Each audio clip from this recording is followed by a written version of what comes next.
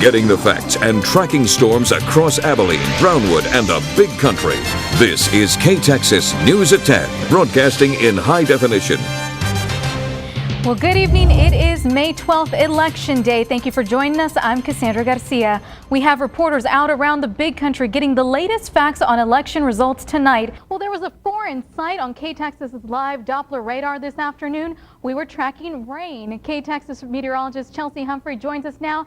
And Chelsea, is there anything out there right now? One community in the Big Country is working together to rebuild their local playground. K-Texas reporter Jennifer Kendall stopped by Bell Park in Barrett to find out why neighbors and parents say the park is unsafe. The attendance rate was down slightly this year compared to last year's numbers. There were 920 contestants that competed in last year's show.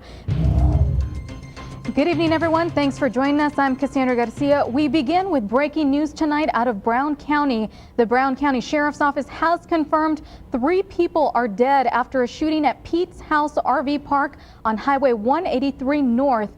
These are pictures courtesy of Brownwood Bulletin. According to Brown County officials, the call of a shooting came in about 2 this afternoon. Again, 3 people are confirmed dead. The search began around noon today after APD received a call from a woman at the Pine Meadow Apartments on Nonsuch Road. The woman told the police she invited a man into her apartment, then he pulled a pistol on her. Here's the description of the man police are looking for. The Albany Fire Department says the fire is burning on Bluff Creek Ranch. So far, no structures have been damaged, but there's one particular concern for a few structures that are just north of the land. A church is being carefully watched, and K-Texas reporter Taylor Langston has more on local fire department's efforts to put out the flames. And the Texas Department of Public Safety also tells us alcohol may have played a factor in a deadly dirt bike incident yesterday morning.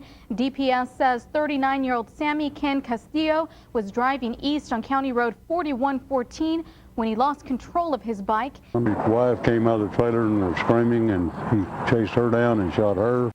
It all began over the neighbor's dogs, and right now at 10 o'clock, authorities in Brown County are trying to figure out what led to a deadly rampage. Good evening, everyone. Thanks for joining us. I'm Cassandra Garcia. We begin with an update to breaking news and that scary situation in Brown County.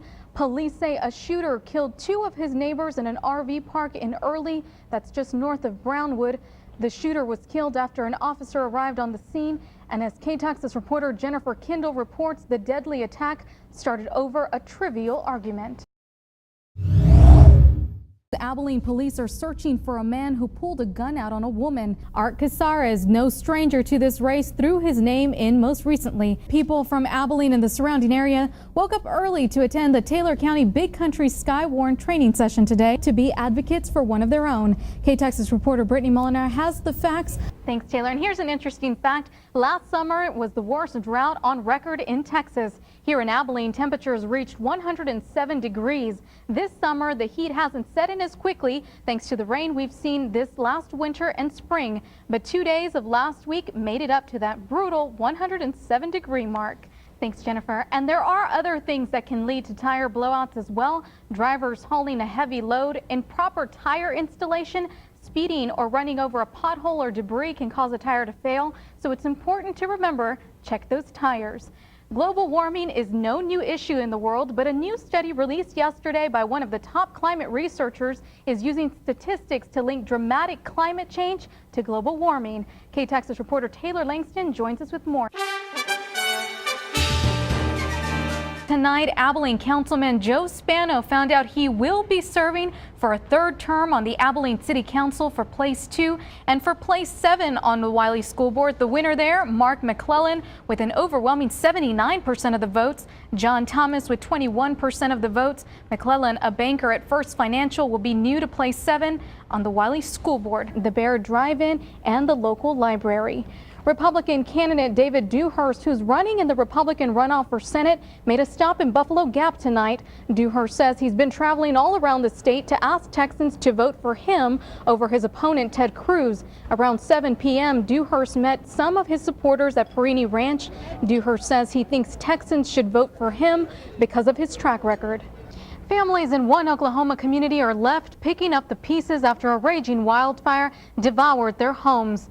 You can see what's left behind of some of the homes in Luther, that's about 30 miles northeast of Oklahoma City. The FBI is now helping in an investigation of a mass shooting inside a Sikh temple outside of Milwaukee. 7 people died and 3 others were critically injured. Well, we begin tonight with a somber reminder of the Aurora, Colorado massacre. Today, there were more funerals, including one for 24-year-old Jessica Gowie. It was a beautiful day out there, and for the first weekend of spring, Mother Nature didn't give us anything to complain about. Well, people looking for a way to cool down got a chance to try out something new.